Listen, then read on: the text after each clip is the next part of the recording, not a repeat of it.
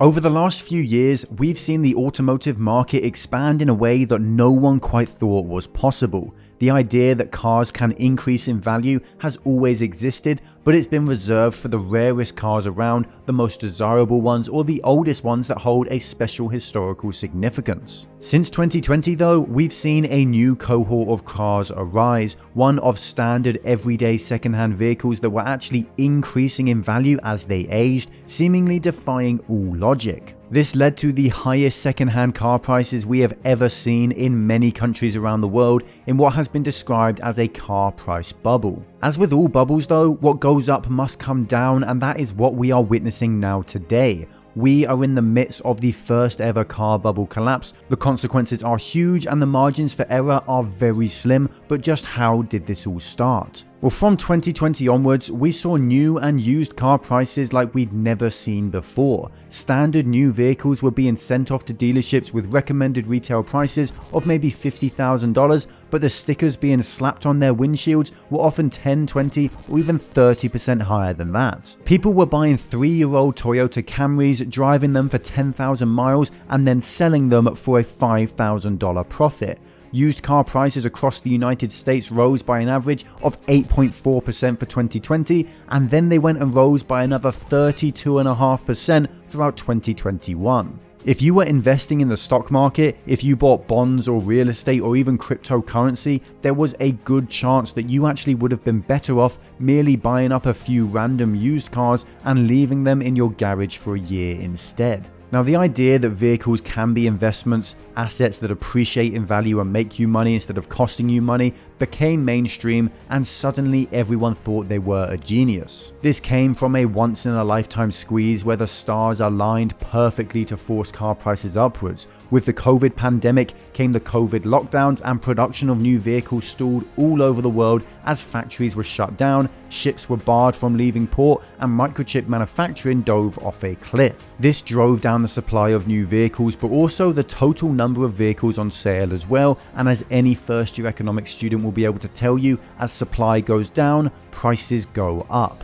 At the exact same time as that happened, our governments turned on the money printers and let loose with their monetary cannons. Asset prices soared, stimulus checks came through the mail, and suddenly people found themselves richer than ever and with nothing to spend all this spare cash on except a new car. Demand rose, and again that directly led to an increase in prices. We saw car prices squeezed from both sides, and as a result, we saw a boom in the car market that had never before seen in history. But it was plain and simple never going to last. It was always going to be temporary, and those times of rising prices are now far behind us. Now, if you're like me, you're constantly thinking about how best to get an edge on the markets and really make your investments work for you, then you need to hear about this video's sponsor, Composer. They provide a new automated trading platform that allows you to build your own investing strategies called symphonies that automatically work around the clock to your set specifications. The possibilities are quite literally endless, and it's really easy to use. You can copy other people's strategies, edit them to fit your needs, or build one entirely on your own using logic gates so you don't have to write a single line of code. They've now launched Opus, which is the first actively managed one-click systematic investing strategy for retail investors with 3 different versions so you can pick the one that best fits your risk tolerance.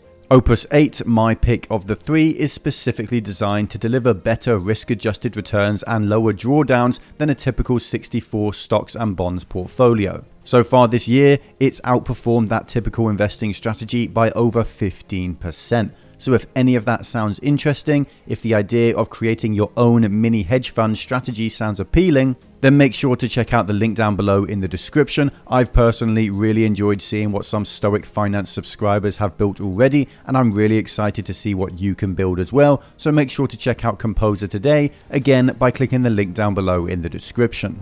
The Mannheim Used Car Index is widely regarded as the single best source of data when it comes to used car prices in the United States, and according to this data set, car prices peaked back in January of 2022, with the index sitting at 236.2. 1 month later though came February, and prices of used cars had fallen by just over 2%. 1 month later again, and in March, prices had fallen by 5.5%. This trend continued month by month, with car prices steadily declining to where we sit today, with the Mannheim Used Car Index indicating that prices have fallen by 16% and they're showing no signs of stopping. Other sources of information come to much the same conclusion as well. The St. Louis Federal Reserve estimates that car prices are falling by 2 to 3% a month on average, and Car Guru's data says the same thing.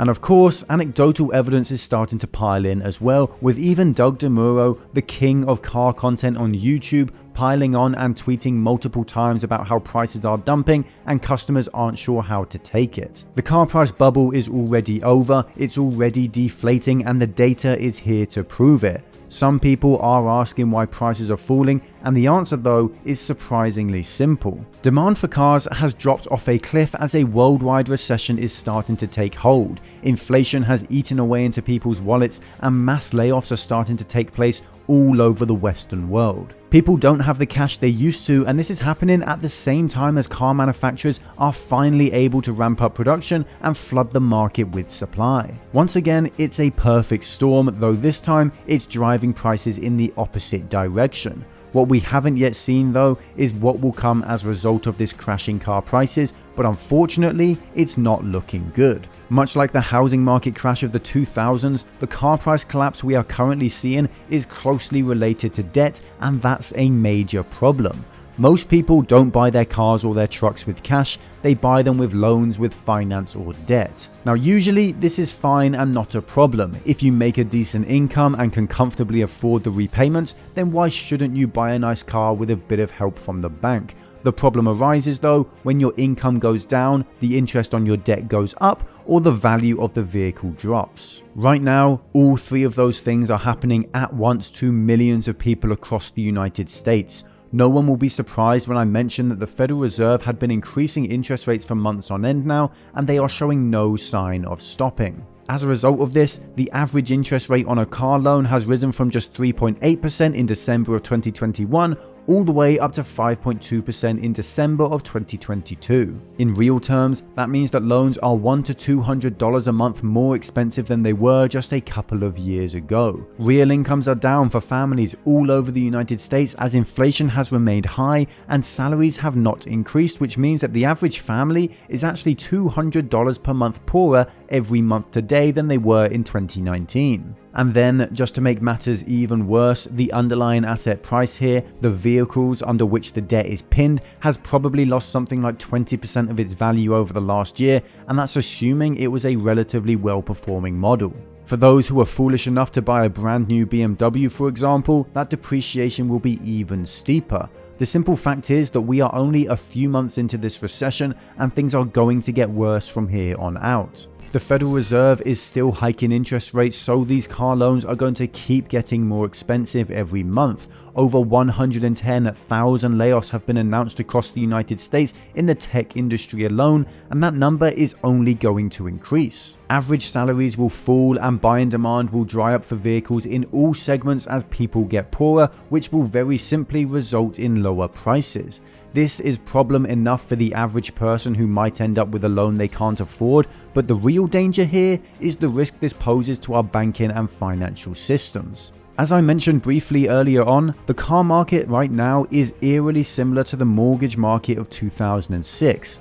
It never saw the sweeping regulations that helped to stabilize and reduce risk that the mortgage market saw in the wake of the housing market crash, and as a result, we've seen an almost identical situation emerge. Banks gave out as many car loans as they could, then they packaged them up and sold them on to unsuspecting investors, disguising this all the time. As things start to get very bad, people will start to miss their repayments more and more, and actually, we've already seen this start.